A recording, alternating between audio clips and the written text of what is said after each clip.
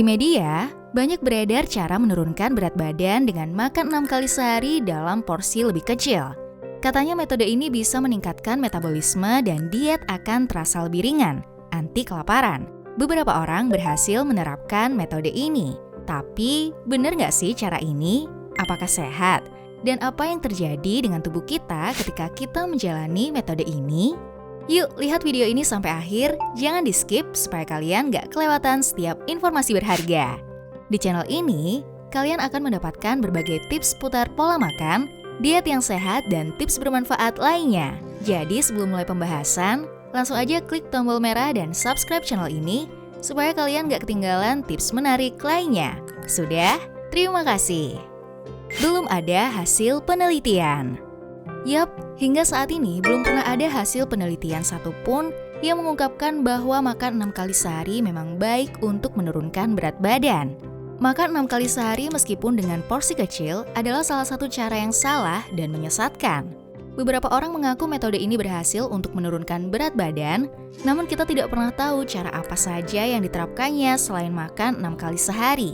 Selain itu, tidak berarti metode ini sehat dan baik untuk tubuh secara jangka panjang, karena ada resiko kesehatan yang perlu diwaspadai. Apa saja resiko kesehatannya?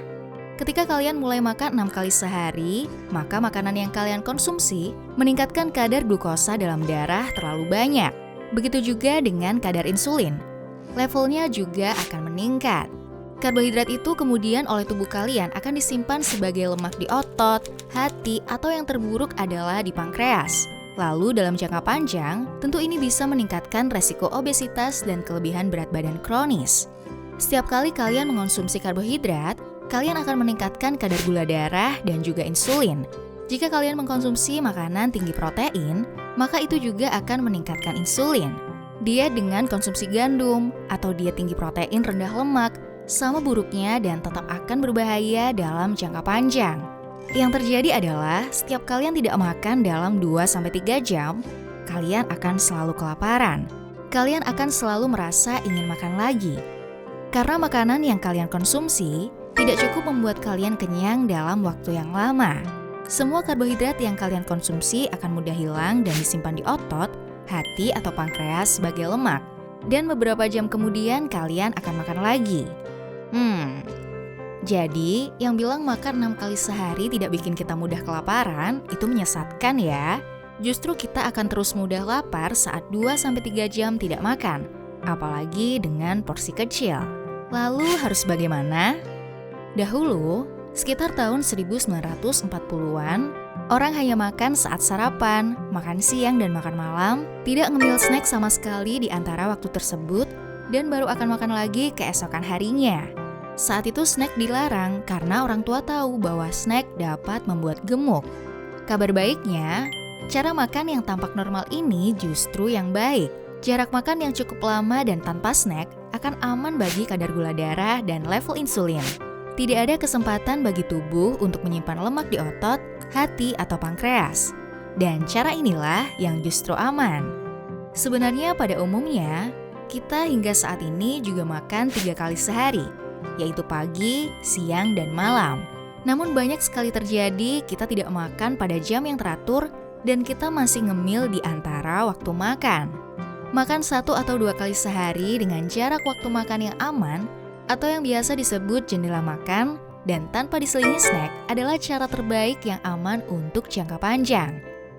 Mereka yang makan dengan tepat waktu dan teratur akan terhindarkan dari penumpukan kalori berlebih dan menghindari resiko kesehatan seperti kolesterol tinggi dan tekanan darah tinggi.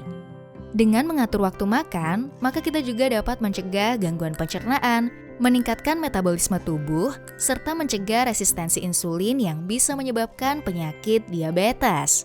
Maka pada tahun 1940-an, jarang ada orang terkena penyakit diabetes, resistensi insulin, obesitas, serangan jantung, atau bahkan stroke. Dan ini karena cara mereka makan. Hayo, siapa nih yang ngakunya makannya cuma sedikit tapi ngemilnya banyak? Gak heran ya berat badan susah banget turun? Yuk cobain makan dengan tepat waktu, dengan jendela makan yang cukup dan tanpa diselingi cemilan. Dia jadi tidak menyiksa kalau yang kita perbaiki adalah pola makan kita secara jangka panjang. bukan sesaat saja. Mau yang lebih baik?